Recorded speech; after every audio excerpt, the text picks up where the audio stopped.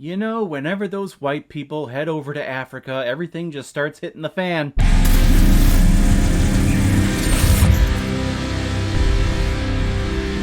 The Gods Must Be Crazy 2, released in 1989 and is directed by Jamie Ace, who is also behind the original The Gods Must Be Crazy. And this film is starring Nick Zhao, Lena Farrugia, and Hans Striedem. And the reason why we're talking about The Gods Must Be Crazy 2 today is because it was a PayPal recommendation and donation from, I'm going to say, a longtime contributor and supporter of this channel, especially for this year, David Klimoff. Thank you very much for the recommendation and sending it over my way. I believe you also recommended the first Gods Must Be Crazy that I covered a couple of months ago and really enjoyed that. This one, very similar to that one in the same slapstickish, low comedy style, people doing dumb, stupid things, or they find themselves in very pratfally situations, which I am a huge fan of. And I'm also a big fan of David Klimoff's work. He actually has a book out on Amazon. Here it is right here. It is called To Watch or Not to Watch, Volume 1, all written by him, and it's all of his little reviews for hundreds of movies in here. I'm working my way through it. It's a nice, thick-sized book. I love it. I love it. It's like an encyclopedia, basically. I want to keep it like on my bookshelf down here. It's really cool. But I will leave the link to his book in the description of this video down below. Please reach out and support him. Let's make this a nice, welcoming community here. You guys support me. I support you back.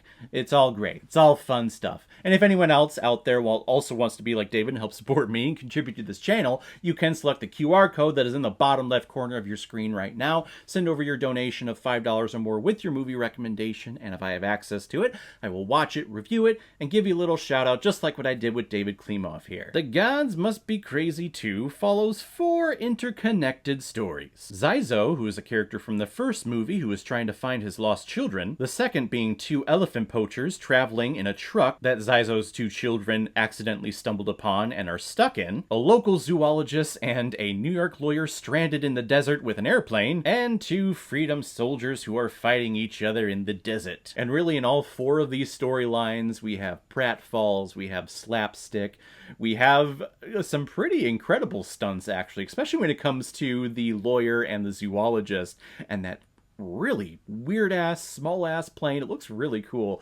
It has to be a real-ass plane because they were flying that thing and they were doing a whole bunch of stunts with it that really, if you think about it, it could have been pretty dangerous. I don't know how they went about doing these stunts safely, but those scenes I found to be a lot of fun, especially when you have the naive person coming from the big city, New York City, coming to Africa, living out in the desert, taking a little plane ride, and they get stranded, and they have no idea, like, how they have no camping skills, they have no survival skills, they have no idea how to survive in the wilderness, and then you get to see a whole bunch of local wildlife playing with them. It's great. I love those parts. I do also love how this film is bringing to the forefront how evil poachers are, especially when it comes to elephants. That's what these 2 poachers are doing. They're killing elephants, leaving the bodies just to waste in the desert, but they're taking all the ivory tusks, which I absolutely hate. I love elephants. Elephants are my favorite animal. We actually just celebrated our 14th wedding anniversary, and for those couples out there, once you hit 14, that is the ivory anniversary. But of course, we didn't give each other ivory gifts because that's just cruel to elephants. So we turned it into, hey, it's the elephant year. So we gave each other elephants gifts.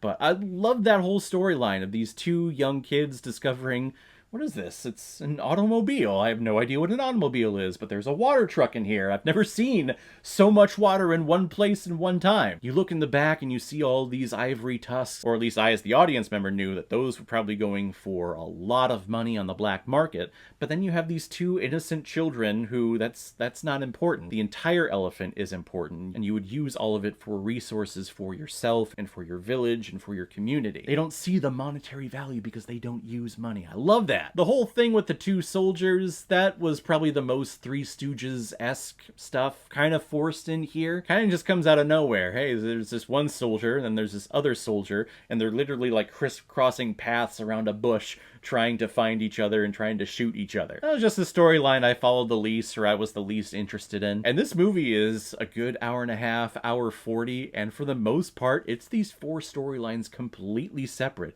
It's not until like the last 10 minutes when all of of them start coming together and start intertwining with each other, which I feel like the first one did better. I feel like they integrated all of the storylines better and earlier and made them have more of a purpose with each other. This one just felt like, oh, we're in this movie, we have all these storylines, we gotta wrap this up and we gotta combine them, so here's the situation. It was still entertaining, it was still funny, but again, just not handled as well as the first one did. This is old style comedy that you don't see a lot of nowadays, especially when you have this type of like white savior stereotype with the zoologist and the lawyer coming into Africa and speaking with the local wildlife and the local inhabitants, them being like, oh, I come from a civilized place, that makes me better than you, and that makes me having to educate you on civilization things. It's definitely a comedy of the time. This type of comedy does not work nowadays. A classic old school comedy that I definitely appreciate, maybe not as good as the first one, but still an enjoyable time. I'm gonna give The Gods Must Be Crazy 3.5 out of 5 Blu-rays. I am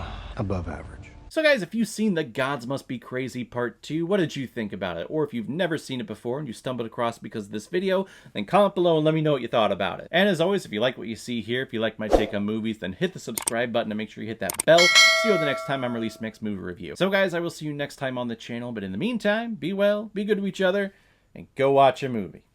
Take care, guys.